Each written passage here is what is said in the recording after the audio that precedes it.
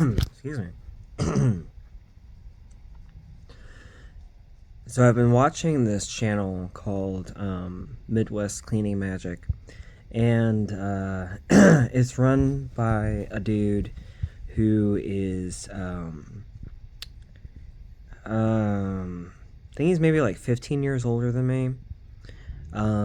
So he's like solidly Gen X when I'm solidly millennial, and I've begun to really find an appreciation of here lately of like Gen X men who are, cool. And have worked through their learning curve. They're not, entitled white douchebags. um they understand marginalization and, have like working principles in their life that center around empathy and respect. Um, so, dude who runs this channel is very much one of those people. But he talks about, he's autistic. He lives in a rural place in one of the I states, either Illinois or Idaho. I'm sorry. Hello. Um, I've always been Midwest. Now I'm East Midwest. And yeah. Anyway, there are states I forget about. There, okay, so what I wanted to talk about was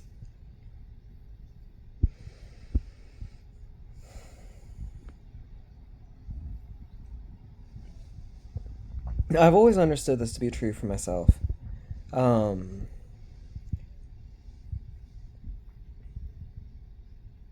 Through art, through writing, through any kind of media.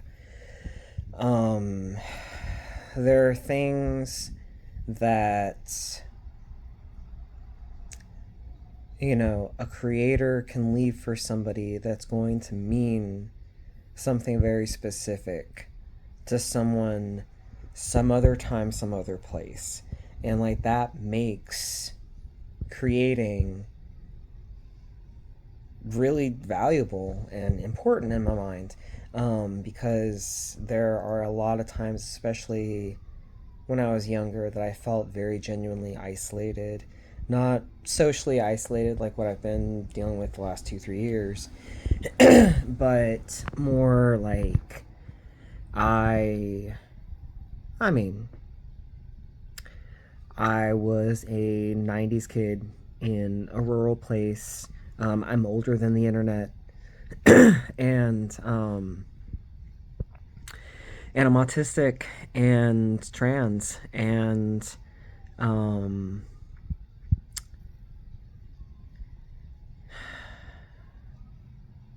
and I grew up in a place that was white, and we didn't have language for it, but it was cishet. And since we didn't have language for it, it was normal. And I'm very grateful that my mother really made sure that I got a lot of exposure through TV to other kinds of people. And so I still had a huge fucking learning curve when I came to the city, and still just, communities, both neighborhood to neighborhood and also just like in a workplace, self-segregated really fucking hard, up through the last few years. And so I was like around different kinds of people, but I wasn't good at being around other kinds of people, and I didn't understand why. Sorry, I'm coughing so much. This is day 3 of just like these really bad like windstorms that we're getting in Ohio Valley for some reason. Um, and I live on a particularly, I'm at like the upslope high enough that I can see downtown, even though I'm several miles away. And like my specific street is on a curve coming up. So the wind fucking lashes through right where I live. So I have my allergies been so fucking bad. Fuck was I talking about? Damn it. What was I just talking about? I was going somewhere.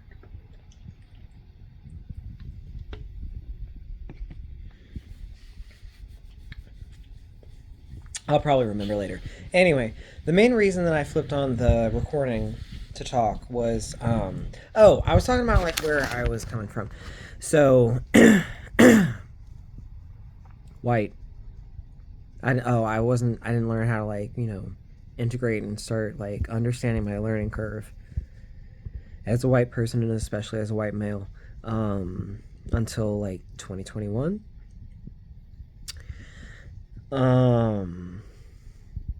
Anyway,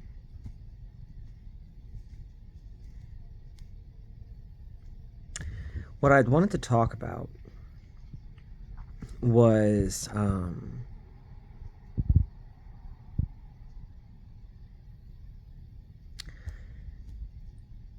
specifically when you hear someone talk about a specific kind of experience that you've had. That's the kind of experience that you generally can't talk about.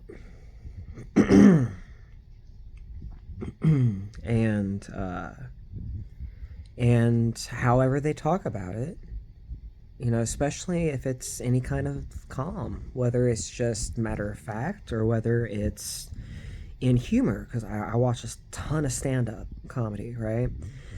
And I love how much of that person's life and unique experiences and unique perspective comes through just by nature in the format of stand-up comedy. That's just, I think that's the main reason that I really love stand-up. But it can be so genuinely helpful. I'm not even going to say healing, because you can do with it what you will. But it can be genuinely helpful when the things that you feel uncomfortable about, where you're coming from, are normalized in some way.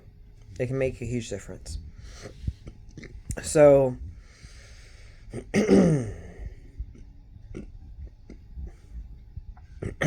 excuse me.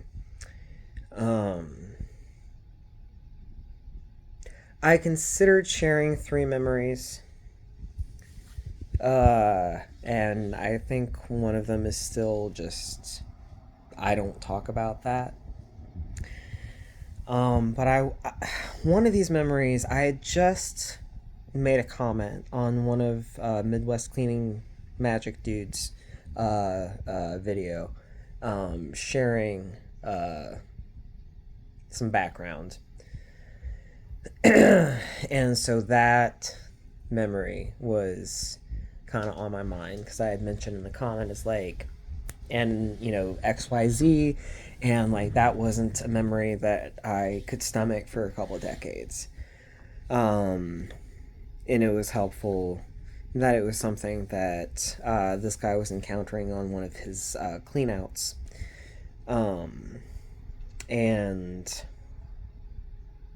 And he talked about it with, a certain measure of restrained disgust, which I appreciated. And it made me comfortable enough to say, like, hey, here's a memory that I have in association with that. But I'm sitting here, this was hours ago. I think it was today. No, I think it was yesterday. God, you can see my face, how puffy I am. Allergies been so bad. as I sit with all my windows open, because fresh air. And anyway, there was a memory that popped into my head, and please, trigger warning to just filthiness, mental health, function level stuff. Um, the memory that pops in my head, and I have never told anyone about this moment, um, because it's gross. Um, but if this makes something feel normal and okay for someone else, coming from where they're coming from, then I hope that helps. Um, you gotta forgive me, I gotta pee. Um, I always like to remember that one of my favorite people to follow online, Crime Pays but Botany doesn't. There are so many fucking times that he edits really well, right? This is only happening here because I don't know how to edit. Um, but he will just like it'll cut to like the next uh you know cut of his editing because he saw a thing and he started talking about it. And this dude is ADHD as fuck with just like this encyclopedic knowledge brain, and it's but he'll cut to something, and it's like, if you hadn't said anything, I probably wouldn't have assumed you were peeing or like noticed the sound or anything like that. But since you're just like, and yeah, I'm peeing, what of it? It's just like, bruh, why are you like this? Also, here I am now. Anyway, so the memory that I wanted to talk about was this was after a lot of the environmental craziness was over with in my childhood. This was after we moved from rural and moved to metropolis. And everyone was working. Jobs were no longer an issue the way it was for my mom growing up. And so I was like 13, and so my sister was probably around 23, and I think we were still living together with her first boyfriend, who I still consider my brother, and because he was an amazing family member to me.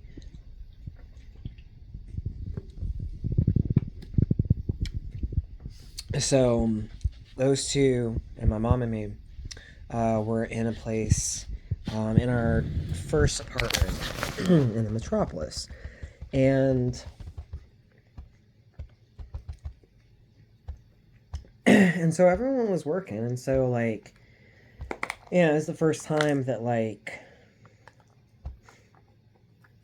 I went from a kitchen that usually didn't have any food in the cupboards a couple years prior to there's usually Pringles in the cupboard, and I'm just gonna sneak in here and eat them real quick, and I hope that's okay and I don't get in trouble for it. So, but I'm sitting in my sister's bedroom because my sister and her boyfriend have the master bedroom. It's a 3-bedroom place. My mom and I have the 2 smaller bedrooms. Those two have the bigger bedroom. It's also kind of the computer room. Well, actually, each of the adult bedrooms had a computer, had a PC, and I was 13, so it's like, depending on who was up and which computer was available, I was using one of their computers. And so I was in her room, and she was talking to, I don't remember if this was with my old brother or with one of her boyfriends after their breakup, because they broke up when I was 13. But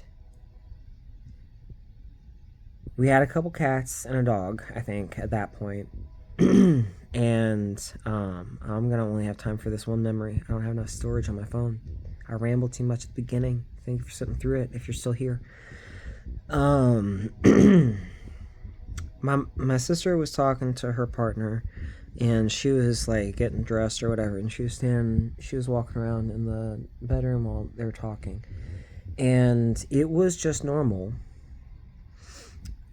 for if one of the cats pooped outside of the litter box, which her one cat especially was really bad about, like if they had any kind of like stomach upset, if it was going to be like diarrhea, it was going to be on the carpet somewhere where everyone could see it, because like that was the cat's alarm system, you know.